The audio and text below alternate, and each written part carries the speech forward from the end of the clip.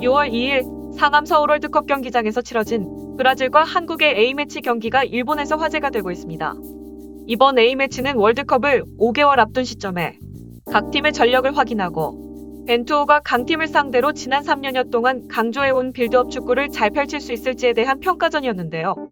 아쉽게도 결과는 한국이 세계 최강 브라질을 만나 5대1 패배를 당했습니다.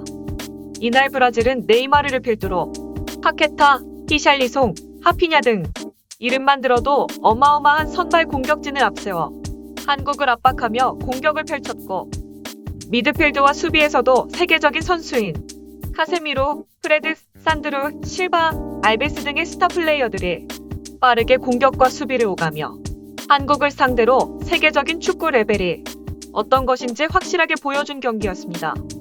이번 브라질과의 경기는 대한민국의 완벽한 패배로 끝났지만 벤투호는 이번 평가전을 통해 팀 전술과 공격 패턴, 수비 패턴 등에 대해서 풀어야 할 숙제들을 많이 떠안게 되었습니다. 11월에 있을 카타르 월드컵을 대비해 더욱 치밀하고 완벽한 준비의 필요성을 느끼게 되었다는 점에서 실전만큼이나 많은 것을 배운 평가전이었다고 볼 수 있습니다. 한국과는 반대로 일본은 같은 날 삿포로 돔에서 남미팀 파라과이에 4대1 대승을 거두면서 기분 좋은 승리를 따내며 모리아스 감독과 팬들은 기뻐했는데요. 경기 직후 모리아스 감독은 인터뷰에서 브라질전에서 베스트 멤버로 출전시키겠다, 전력을 시험하고 싶다라고 말했습니다. 모리아스 감독은 브라질과 정면 승부를 겨뤄보고 싶다며 자신감 넘치는 모습을 드러내 보였습니다. 일본의 여러 스포츠 매체들은 한국과 브라질전을 주목하며 다양한 기사들을 쏟아냈는데요. 경기 시작 전부터 브라질 선수들의 한국 관광 소식을 전함과 동시에 EPL 득점왕 손흥민과 축구 스타 네이마르의 맞대결에 큰 기대와 관심을 드러냈습니다. 일본 야후 등 스포츠 매체들은 한국과 브라질전이 끝난 직후 네이마르 부상에도 한국에게 5대1 대승을 거뒀다, 한국을 걷어찬 브라질, 치치 감독, 브라질전 참패에 실망한 한국팀 주장 손흥민, 세계의 벽을 느꼈다, 왜 한국 대표팀은 브라질에 오실 점했나 등의 기사를 쏟아내고 있는 상황입니다.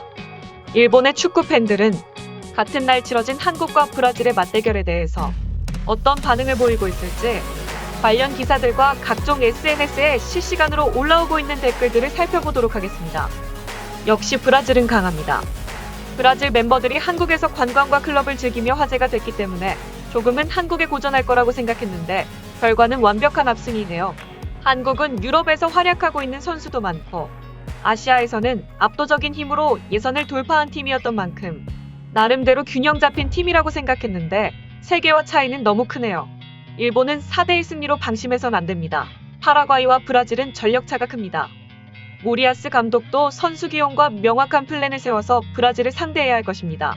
한국은 브라질 상대가 되질 않네요. 완전 레벨이 달랐습니다. 일본도 크게 다르지 않을 겁니다. 월드컵의 우승 후보 브라질을 상대로 몇 골을 먹힐지 궁금하네요. 좋은 시험대가 되겠네요. 한국은 아시아 중 톱 레벨인데 5대1 패배라니 아시아의 레벨이 아직도 낮다고 생각되네요. 그래도 일본팀 수비력은 유럽팀 선수들이 많아서 경험치가 있으니 좀 더 잘할 수 있을 거예요. 친선 경기라고는 해도 브라질의 힘이 눈에 띄는 경기였다고 생각합니다. 움직여야 할 때 움직이고 노릴 때 노리는 스타일의 브라질 축구가 대단하게 느껴집니다. 네이마르가 부상인데 선발 출장할 것이라고는 전혀 예상하지 못했습니다. 한국은 잠깐이지만 동점까지 따라잡았습니다. 일본도 할 수 있을지 궁금하네요. 일본 공격진은 브라질한테 공을 뺏을 수 있긴 할까요? 일본은 파라과이를 이겼다고 기뻐하고 있지만 승리에 취해 있지 말고 냉정한 분석이 필요합니다. 비니시우스와 제주스는 다른 나라 팀이면 주전급의 선수인데 스타트 멤버에도 들지 못하는 것이 브라질입니다. 일본의 승패를 떠나 브라질 선수들의 플레이에 감탄이 나올 것 같습니다. 일본과 파라과이전이 너무 지루해서 8시부터 브라질 한국전을 봤는데 너무 볼만한 경기였습니다. 전반전은 그래도 한국이 적당히 대응한 것 같은데 후반전은 전력 차이가 너무 나서 한국이 무너진 느낌입니다. 브라질 스타트 멤버는 물론이고 교체 멤버까지 너무 화려한 느낌이네요. 일본전에서는 80% 힘으로만 싸워주세요. 전반전 황의조의 골로 1대1 때까지 나름대로 재미있는 경기였습니다. 한국은 선전했다고 생각합니다. 확실히 김민재와 이재성이 없으면 퀄리티가 떨어지는 문제가 있네요.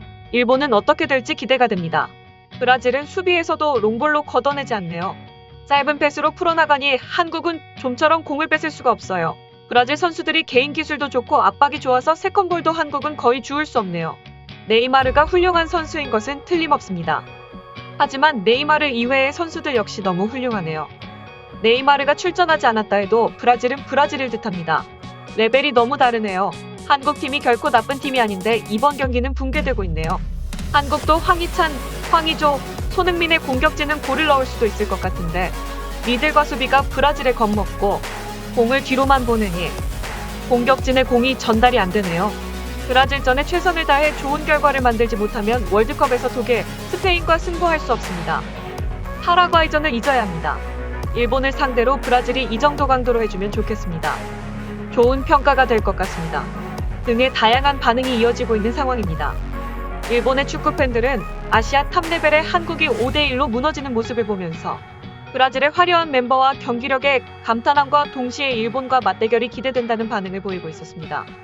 한국은 피파 랭킹 1위 브라질을 만나 최선을 다해 경기를 펼쳤지만 다시 한번 세계의 벽을 확인하고 레벨 차이를 느낀 경기가 됐습니다. 한국 대표팀은 브라질전 패배의 원인과 문제점을 분석해 보완해 나간다면 오늘의 패배가 월드컵 본선에서는 좋은 약이 될 것입니다. 한국은 오는 6일 칠레와 두 번째 평가전을 치릅니다. 이번 4차례의 평가전을 치르면서 카타르 월드컵을 잘 대비해 한국 대표팀이 원하는 16강 이상의 성적을 거둘 수 있기를 바라고 대한민국 축구가 계속 발전해 나가길 기원합니다. 이상 이슈퍼맨이었습니다. 구독과 좋아요 부탁합니다. 감사합니다.